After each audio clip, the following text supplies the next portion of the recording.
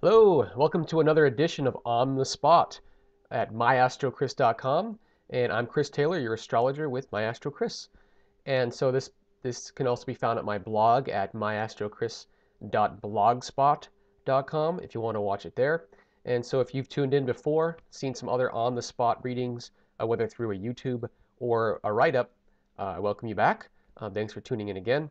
And today we have a client that actually has some specific questions related to the near future, involving what it sounds like to me is some kind of funding or support from another source, like an investor or some sort of thing like that. And so what I want to do is take a look at his chart with regards to those kind of activities coming up and kind of what's led up to this point. And so without further ado, what I'll do is I'll just introduce this client of mine just briefly on an astrological level. Obviously, I'm not going to reveal his name, but astrologically, I'll just give you a brief piece of how he's structured, and then we'll get into the meat of this and actually talk a little bit about what's coming up and what he can expect in the next few months related to money from other people, support from other people, etc. So, what we have here, and this is a chart. This chart will also be available above this YouTube. So just above YouTube, you should be able to see this chart as it is, and I'll be pointing out different pieces of this chart as we go. And you're always welcome to, as you watch this, if you're on my blog or if you're at on my website, myastrochris.com, in the On the Spot section, then you can just kind of see this chart just above this YouTube, and you can follow along that way. So the way this is structured, and I won't get into the details of the basics of astrology. You can look at my website for that. But the ascendant we have over here, this line right here just marks the beginning of the chart. And that line, the sign that is on that line, that's basically the ascendant. The sign that's on that line is known as the rising sign because this is the sign that was rising on the eastern horizon, and that ascendant point, it represents the eastern horizon. And so in this particular case, we have the sign of Leo on the ascendant.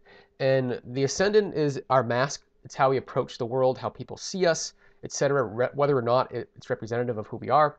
And with a Leo mask, what this suggests is someone who comes across very confident, someone who comes across as a leader, someone who comes across very prideful, very proud, etc. Also, someone who's not going to show weakness, not someone who's going to overtly display their weaknesses, even if on the inside they're feeling weak. And so here's someone that others would look to as someone that can help them and someone that can lead them in any kind of situation.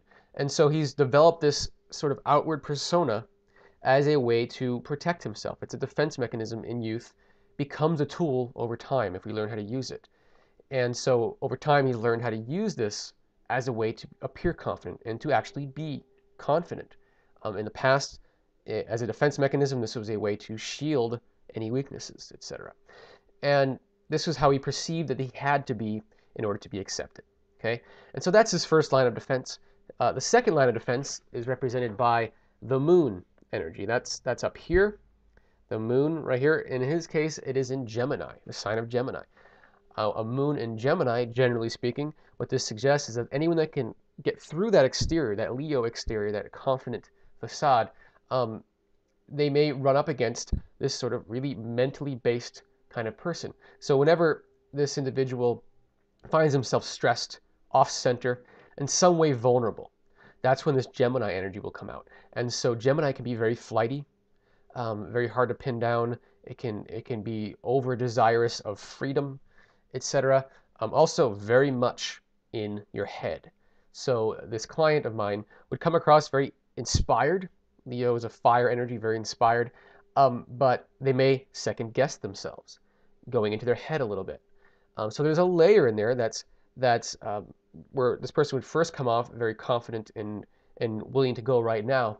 The Gemini energy would suggest some wavering, some thinking it over, etc. And that can be a good thing, but sometimes it can be a blockage issue. And so depending on how this operates in his life, it's not all that important in this case. I just want to introduce these layers. The next piece that I'll talk about is actually the sun energy. And in this case, the client here was born when the sun was in Aries in late March. And so with an Aries sun, that's a very similar energy to Leo. And so that outward facade, that confident, inspired sort of facade that he comes off with is pretty representative of who he is on the inside. That's what the sun energy represents, more of that inward soul energy. And so here is someone that is very inspired, very childlike. Fire energy is very childlike, but in an innocent kind of, ready to take on the world kind of a way. Very entrepreneurial, independent, all these kind of descriptions. However, that layer, that Gemini layer that lays in between that can serve as sort of a blockage. Again, because this is someone that comes off inspired, and on the inside they are, but there may be a layer of second guessing that could block this pure inspirational energy that he might otherwise come across with. And so that's just the big three. That's the ascendant, the moon, and the sun. A general structure of the individual and how they're kind of put together and how they may step on their own feet in some cases and block their own way.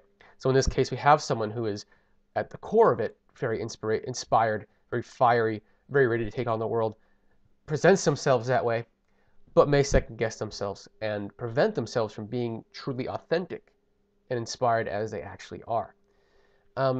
Another big part of this chart I just want to highlight because it's the part that his question deals with and the part that has been highlighted lately and is going to be highlighted for this year, which makes a lot of sense considering that is what his questions are about.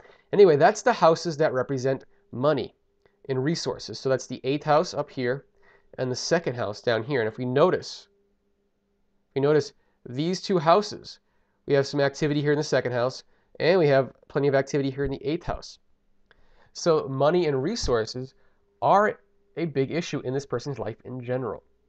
This involves both earned income that is self-generated as well as income or money that is from others. So things like inheritance and investors or investing your own money. All these things fall under this financial realm or resource realm. And so with that, what I'll do is I'll talk just about what's been going on in his life lately, astrologically speaking, and what's about to happen and how it relates to this specific question that he had.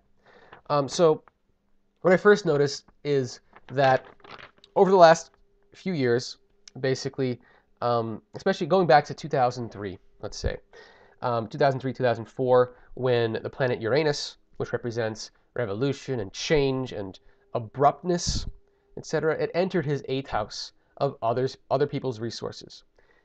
And so when Uranus is in your 8th house, it's usually in each house for about 7 years or so, depending on the size of your personal house. In this case, it's probably about 6.5 or 7 years of a period. Started in 2003, 2004. It's just about done.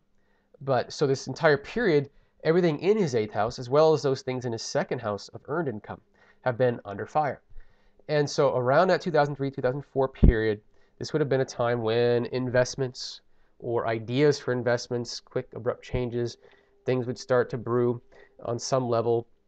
But as Uranus has moved through his 8th house, it has made some aspects to certain planets, like I said. And one of those times would have been around 2007 or so, late 06 through about late 2007. And this is when Uranus was opposing, if you look at the chart up above here, it was opposing his Pluto-Uranus conjunction in his 2nd house. Okay, and so I can show you where that is. That's that Pluto-Uranus conjunction right here in the 2nd house. And Uranus has been moving in this general area. You can see it right here. It's this greenish planet on the outside. That's where Uranus is now.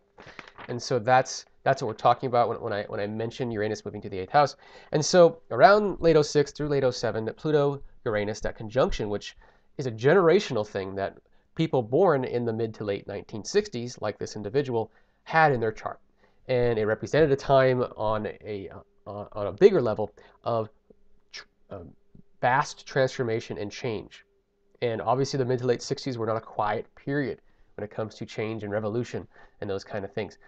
So this is in the charts of these people, these individuals that are now, in their late, now basically in their early to mid 40s. And so this is what these people are going through, this sort of break, this revolutionary break that's they're coming into their own power in a lot of ways.